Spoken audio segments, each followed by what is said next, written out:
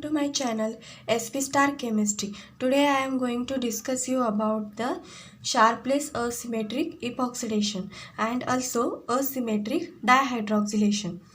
Now let's discuss about the Sharpless Asymmetric Epoxidation.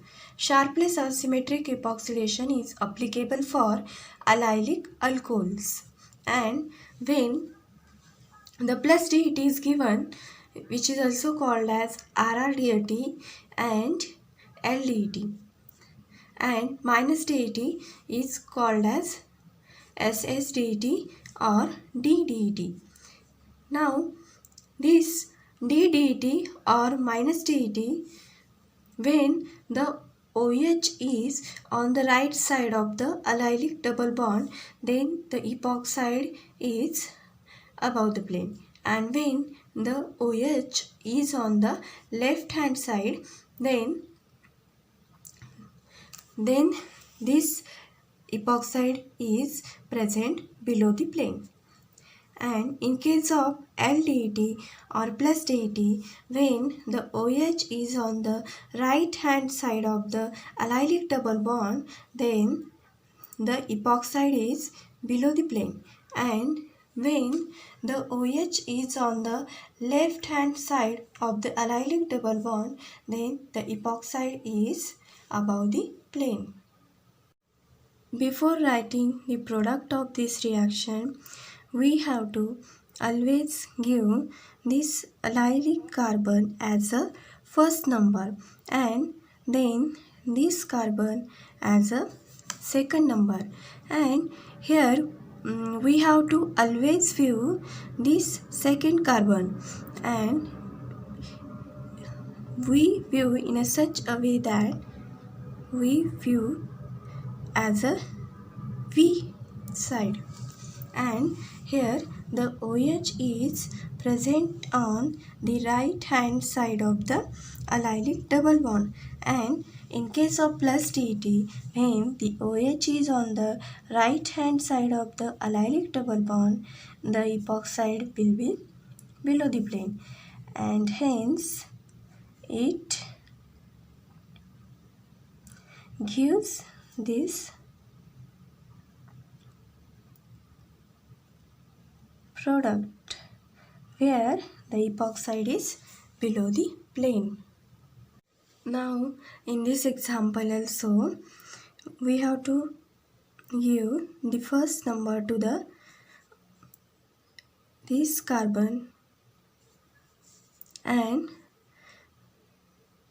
then number this carbon as a second carbon, and always view this V side, and in this example the OH is on the left hand side of the allylic double bond, and when the OH is on the left hand side of the double bond, in case of plus DET, the epoxide will be present and the above the plane, and the product is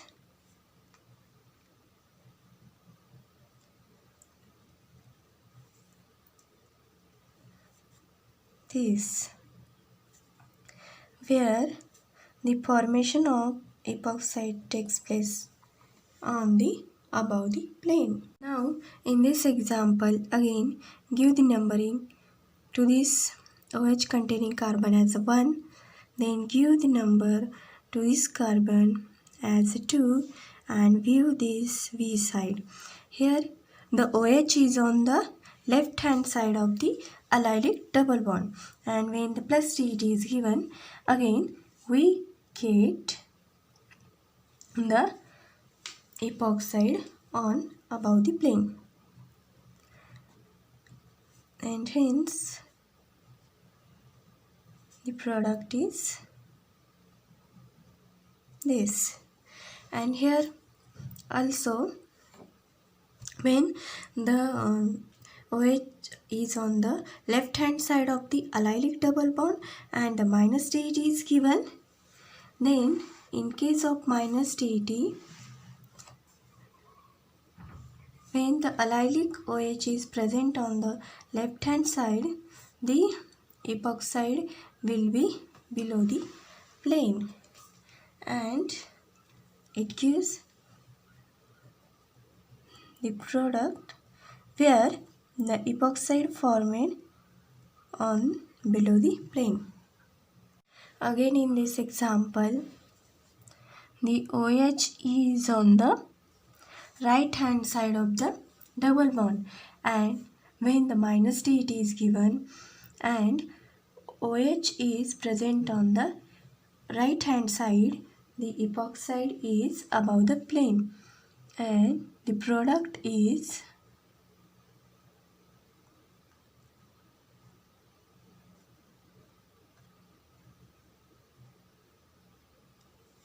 this. Here this R and H is towards us.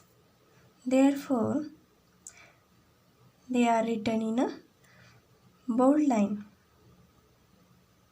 and this H and this is away from us. Therefore, it is written as below the plane. Now, let's discuss about the asymmetric dihydroxylation. Here, the reagent is Admix beta, which is also known as DHQD FAL, and when this Admix beta is given, the dihydroxylation takes place from above the plane, and when Admix alpha is given, the dihydroxylation takes place from below the plane, and Admix alpha is also known as DHQ or DHQ FAL down. Now, here the necessary condition for this reaction is the large group should be present on the below left corner, and when the Admix beta is given, it gives the product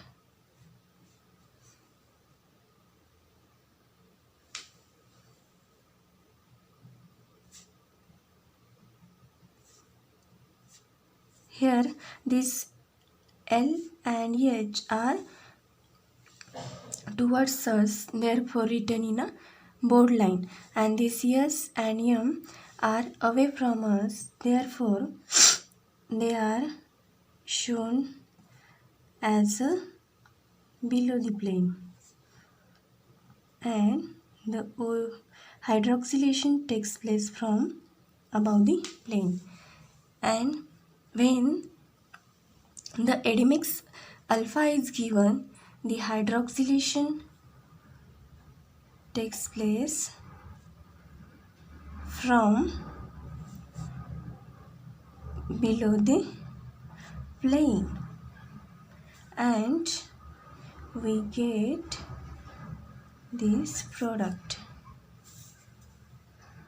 Let's discuss about its example.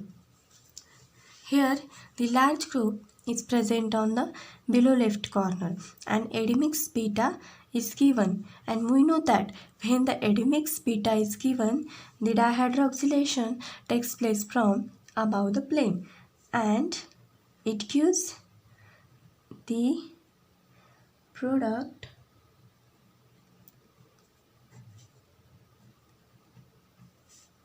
where the dihydroxylation takes place from above the plane, and when this Admix alpha is given, the dihydroxylation takes place from below the plane.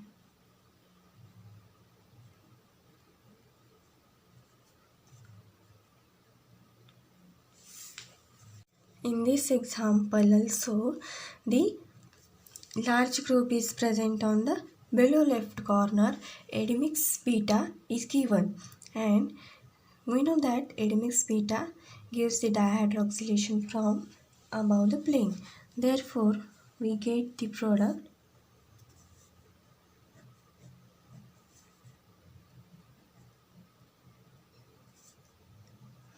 here. This hydroxyl group is on the above the plane. And in this example also, adimic sulfur is given, and hence the dihydroxylation takes place from below the plane, and it gives this product. Now the next reagent is the R-binyl H and S-binyl H.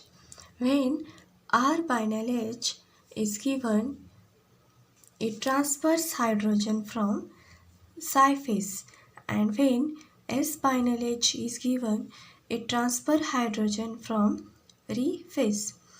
And here we have to always give the first priority to the carbonyl group.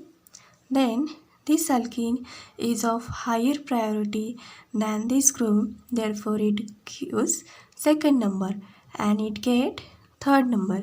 And when we check the direction of rotation, we found that it is a clockwise when we move from this carbonyl to this group, and it is termed as a rephase. When the movement is on the clockwise direction, then it is termed as a rephase, and when the movement is on the anti-clockwise direction, then it is called as psi phase.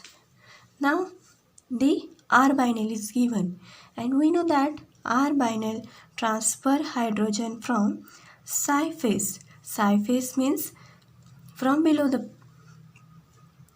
side, and this OH comes on above side, and we get this product.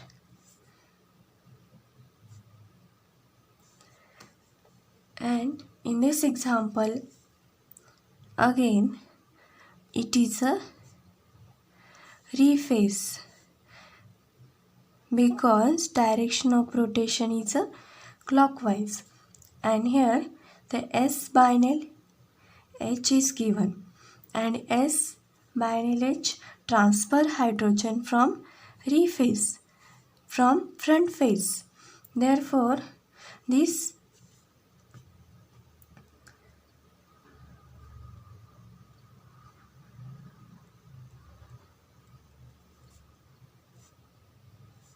OH comes on below the phase because hydrogen transfer from rephase, that is the front phase. If you find the content is a good, please do like, share and subscribe to my channel. Thank you for watching video.